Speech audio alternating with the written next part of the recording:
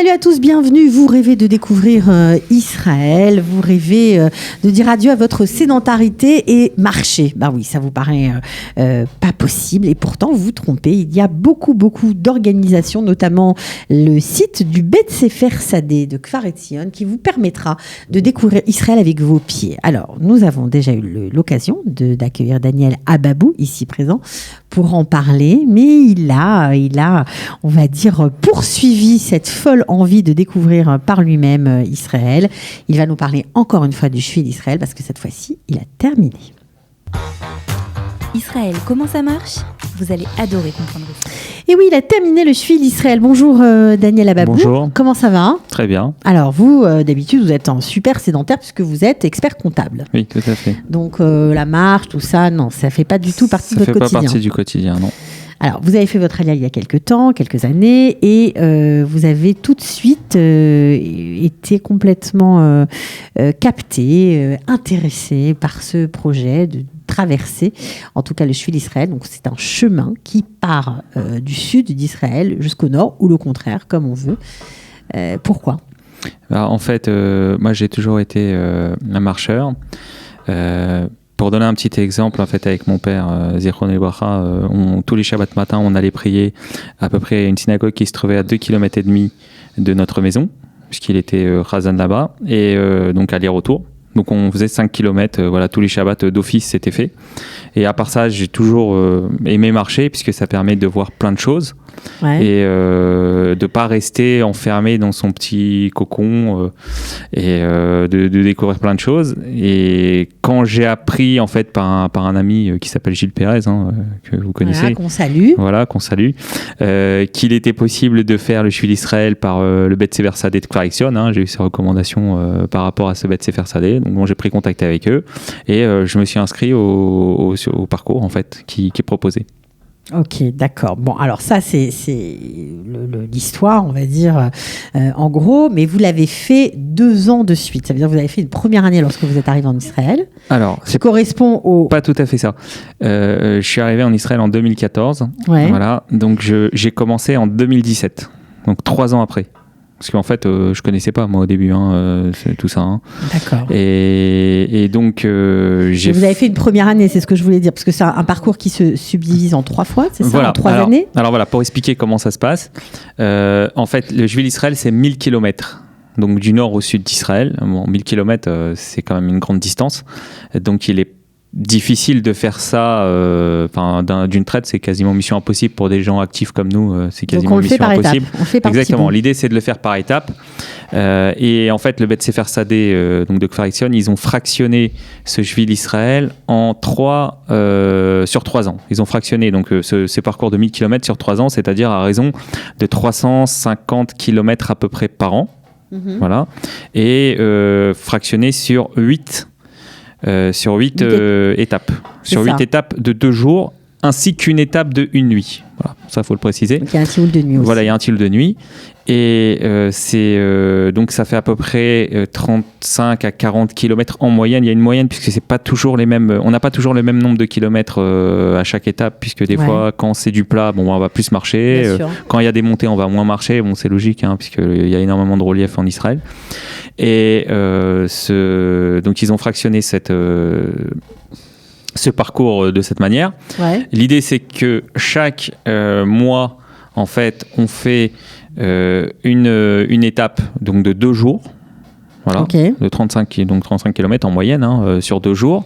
Il y a un bus qui vient nous chercher à différents points de ramassage des personnes qui participent. Il y en a un au stade Teddy. Voilà, c'est celui auquel je vais, exactement, qui est le plus proche de la maison. Et ensuite, ils passent à d'autres endroits. Bon, de toute façon, c'est noté. Si les gens veulent s'inscrire, ils sauront exactement où c'est qu'ils passent et à quelle heure, etc. C'est très bien organisé.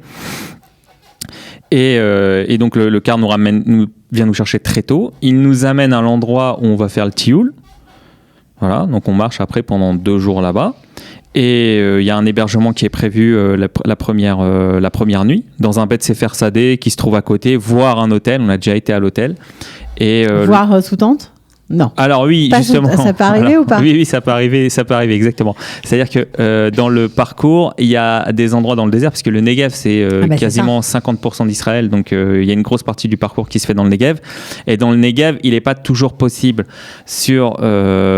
d'avoir un hébergement de partout. Enfin, il n'est pas toujours possible dans les endroits par lesquels on passe dans le Negev. D'avoir un hébergement, donc vous d'avoir un hébergement et que le car puisse nous vous chercher. Déposer, voilà. Venir vous chercher, etc. Alors, juste, on va faire le point. C'est un chemin très très connu en Israël. Tous les écoliers le pratiquent. Il y a des écoles où vraiment c'est la spécialité. On s'inscrit dans cette école parce qu'on sait que lorsqu'on aura son bac, on aura fait sur les 3 ans à partir de la Kita Yud, Yud Aleph et Yud Bet, donc seconde, première, terminale, on aura fait tout le cheville Israël, donc on aura parcouru Israël de long en large. Alors, c'est vraiment quelque chose qui est dans les mentalités israéliennes et je trouve ça super chouette et tout à fait à votre honneur en tant que Olé Hanash, d'avoir eu la présence d'esprit de participer, de vous inscrire. Vous n'étiez pas forcément accompagné, ni d'un copain, ni d'un autre francophone, tout seul, avec tous ces Israéliens, pour découvrir aussi, partager l'amour de la marche et découvrir Israël. Voilà, exactement. Alors, un des autres avantages qu'il y a, c'est que comme on marche quand même pendant pas mal de temps, toute la journée, on est obligé on sympathise avec les gens qui sont sur place. J'avais déjà un bon bagage en hébreu. Donc ça m'oblige à l'utiliser, sachant qu'en fait, comme je suis dans un milieu francophone, je n'utilise pas tellement l'hébreu. Ça veut dire que c'est le seul moment où vous parlez l'hébreu ? Quasiment. C'est fou. Hein. Quasiment. C'est le seul moment lorsque vous êtes dans cette ambiance et en marchant avec d'autres Israéliens que vous êtes obligé de parler uniquement en hébreu. Vous n'avez pas le choix. Voilà, ou bien quand on fait la prière. D'accord, donc on imagine que c'est très bon pour l'intégration. Voilà, oui, c'est-à-dire que ça aide. Et puis en plus, les participants, alors la moyenne d'âge des participants qui sont là-bas, ça va peut-être étonner les auditeurs, c'est la 60aine. Pourquoi ? Parce que en fait, du temps, quoi. Parce qu'en fait, pour beaucoup d'Israéliens, c'est très difficile de se libérer au même âge que moi, pour pouvoir faire ça 2 jours comme ça par mois. Donc la plupart, soit ils attendent la retraite, soit ils ont pas encore fini, mais bon, bref, ils ont moins d'obligations familiales, donc ils sont plus libres. Et ça leur permet d'avoir le temps de faire le tioul. Et pour beaucoup de personnes, moi, ce que j'ai constaté, et il y en a beaucoup qui le disent, pour eux, ils ont toujours rêvé de faire ça. Voilà, ils ont toujours rêvé de faire ça. Ils n'ont jamais pu le faire. Et ils n'ont pas pu le faire, donc ils se disent voilà, je le fais, ça y est, c'est maintenant. Bon, alors il y a des gens de tout âge. Hein. Moi, j'ai fait le tioul, j'ai parlé avec quelqu'un, il avait 75 ans. Ouais. Et il marchait, et il faisait les 35 km. C'est dur. Il les a fait, il les a finis. Ouais, bien sûr. Voilà. Alors, c'est un programme auquel on peut participer, bien sûr, tout le monde peut y participer. Oui. Donc, on se connecte sur le site du Bet Sefer Sadeh de Kfar Etzion, c'est ça ? Alors, on se connecte sur le site du Bet Sefer Sadeh de Kfar Etzion, exactement à l'adresse k-etzion.co.il. Avec un Z, Etzion. Voilà. Par contre, c'est en hébreu. Ouais, c'est pas grave, il y a Google Translate. Voilà, il y a Google Translate, exactement. On peut se débrouiller aujourd'hui, ça devient vraiment très simple. On peut se débrouiller, on peut déchiffrer, on s'inscrit, on remplit une fiche de renseignement. Faire une déclaration aussi par rapport à l'état de santé qu'on peut le faire, parce que le but c'est pas que les gens ils aient des problèmes en ayant marché aussi longtemps parce qu'ils n'ont pas l'habitude. Est-ce qu'il faut s'inscrire pour participer à tous les tioul de l'année ou pas ? Comment ça fonctionne ? Alors, il est possible de s'inscrire qu'à un seul tioul. C'est-à-dire que eux, forcément, c'est une entreprise, le Bet Sefer Sadeh de Kfar Etzion, c'est pas de l'associatif. Non, c'est payant. D'ailleurs, on va donner les tarifs tout de suite. C'est payant. Donc eux, en fait, ils préfèrent que les gens s'inscrivent à tous les tioul de l'année. Bon, c'est logique. Donc, si on s'inscrit à tous les tioul de l'année, ça revient moins cher que prendre les 8 tioul séparément. Bon, c'est pas non plus hyper cher. Donc, si vous voulez faire tous les tioul de l'année, je crois que ça va coûter 5000 shekels, pardon. Pour tous les tioul. Pour tous les tioul. Et sinon, si on s'inscrit pour un tioul de 2 jours, 750 shekels de mémoire pour un seul tioul de 2 jours. Voilà. Et si on veut faire seulement un tioul d'un jour, c'est possible aussi. Je crois que c'est nouveau. Alors justement, cette année, ils ont proposé une nouvelle option. Comme en fait, c'est pas évident pour les personnes de se libérer comme ça pendant 2 jours. Et puis c'est vrai que c'est quand même coûteux. C'est quand même un budget, quoi qu'on en dise. Ils ont proposé de faire le Shvi d'Israël non pas sur 2 jours, mais sur 1 jour, avec des sessions de 1 jour. Donc il y en a plus sur une année. Plus de tioul. Ça veut dire qu'en fait, il faut bien comprendre aux gens, on part d'un point A, on arrive à un point Gimel, par exemple, on a fait 35 km, on rentre chez soi et on revient, je sais pas moi, un mois plus tard, voilà. Et on repart où on s'est arrêté, en fait. Exactement. Tout simplement, et ça permet de faire tout Israël. Alors ça sera pour le Juif d'Israël sur 2 jours. Par contre, sur un jour, ça sera 15 ou 17 km. Oui, ce sera moins, bien sûr. C'est un jour. Bien Donc, sûr. ils viennent le matin, ils viennent les chercher au point de ralliement le matin, et le soir, le bus nous ramène. Voilà. Donc, pour vous, c'était une super expérience. Oui, c'est une super expérience parce qu'en fait, en Israël, il y a énormément de choses à voir. C'était surprenant, tous ces paysages différents? Oui, c'est complètement différent. Il y a des paysages dans le désert où en fait, c'est vraiment, on se croirait sur la Lune. Et il y a d'autres paysages où on voit de la végétation de partout, c'est tout vert. On a une participante du Juif d'Israël qui a réalisé un album photo parce que elle a des dons pour la photographie. Elle a réalisé un album photo donc de cette fameuse année 2018-2019 où on a fait le Juif d'Israël. Bon, c'est magnifique, hein, c'est des souvenirs à vie. On voit plein de choses. C'est un autre aspect d'Israël. Différent de celui auquel on peut être confronté tous les jours, le quotidien, le travail, l'administration. On se rappelle pourquoi on est là, c'est ça, quand on marche comme voilà, ça, on se dit qu'on a vraiment la chance d'avoir un beau pays. Et il faut savoir aussi qu'il y a énormément de lieux historiques qu'on peut visiter. Par exemple, là, je reviens du Tioul, donc que je poursuis cette année. On était dans le nord. Entre Tel Dan et Kiryat Shmona, donc dans toute cette zone-là du nord. On est arrivé en fait sur des endroits historiques où, des fois c'est un peu triste parce que des fois on voit des stèles où il y a eu des soldats qui ont été tués. Mais bon, enfin, il n'y a pas que des choses comme ça, il y a des lieux de souvenirs et de mémoire. Donc ça permet de voir tout cet aspect d'Israël, de sortir vraiment de son quotidien et de voir autre chose. Et puis... Ça aide à se sentir mieux après dans son quotidien, à se sentir rattaché à la terre. Oui. On se crée un lien à la terre. Oui, bien sûr, on se crée un lien à la terre et à la nature. Et puis, il faut savoir que je dirais que l'homme, il a un lien naturel, c'est un jeu de mots, mais bon, avec la nature, on le retrouve comme ça. Moi, en tout cas, quand j'ai fait Tioul, j'ai vu toutes sortes de cultures, de fruits. Enfin, c'est magnifique. Il y a des vignes, la flore, la faune aussi. Voilà, la végétation, la flore. On a vu des bouquetins, des gazelles dans le désert notamment.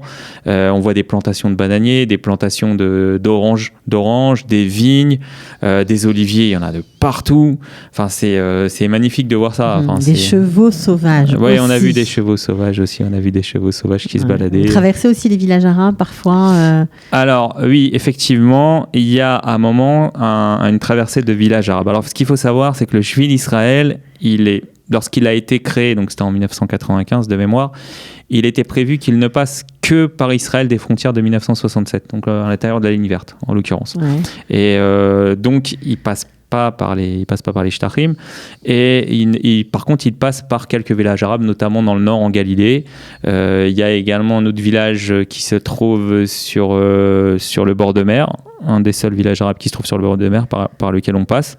Mais on n'a pas vu de signe d'hostilité. Non, je vous dis ça parce qu'en général, quand les pur sang ou les chevaux en liberté, c'est souvent dans les villages arabes qu'on les voit. Quoi. Ouais. Mais même quand on passe, on est salué, les gens nous saluent. Ils savent très bien tout le monde sait qu'on vient du Tioul avec nos bâtons et nos chaussures de marche. Et voilà, il y a un lien qui se crée à la terre naturel et c'est très bien comme ça. Ouais, alors vous avez fini cette 3e année de Tioul en arrivant au Kotel. Voilà, exactement. On arrive au Kotel. Donc c'est comme ça que ça se passe en général. Voilà, c'est-à-dire que le Tioul est fait de telle manière que la fin du cycle, puisque c'est des cycles de 3 ans, la fin du cycle, ça se passe à Yerushalayim. Donc on commence en fait les 2 derniers jours à peu près à 30 km du Kotel et puis on marche jusqu'à ce qu'on arrive au Kotel. À peu près au Sataf, pour ceux qui ne connaissent pas le Sataf, c'est magnifique. Voilà, ouais. Donc vraiment c'est pas très loin de Jérusalem, ça vaut le coup d'être vu. C'est pas très loin. Quand on est arrivé, je me souviens, on est passé par Canyon Malcha avec nos bâtons. Ouais. C'était rigolo. On avait une drôle d'allure. Ouais. Voilà, c'était sympa, c'est la marche. T'es content quoi. Voilà, ouais, exactement. Et je pense que même pour quelqu'un qui n'est pas habitué, ça vaut le coup au moins d'essayer pour voir. Bon, ne serait-ce que pour l'activité physique et pour le plaisir d'être avec des Israéliens et de rentrer un peu dans leur monde et de parler avec eux, de se faire d'autres contacts. Exactement, voilà, exactement. Et en fait, on voit que il y a toutes sortes de personnes et c'est complètement différent de la communauté francophone en Israël. Ça n'a rien à voir. Ça n'a rien à voir. Enfin, moi, j'ai eu l'occasion de voir des personnes, ils ont la soixantaine, ils marchent, ils se plaignent pas. Enfin, c'est un autre monde. C'est impressionnant, mais c'est encourageant. C'est-à-dire que on se dit, si eux ils arrivent, pourquoi on pourrait pas nous arriver? Bon, apparemment, vous y arrivez bien. C'est bien. Merci d'être venu, d'avoir témoigné. Donc, vous avez compris, vous montez sur le site du Bet Sefer Sadeh pour avoir tous les renseignements. k-etzion avec un z.co.il.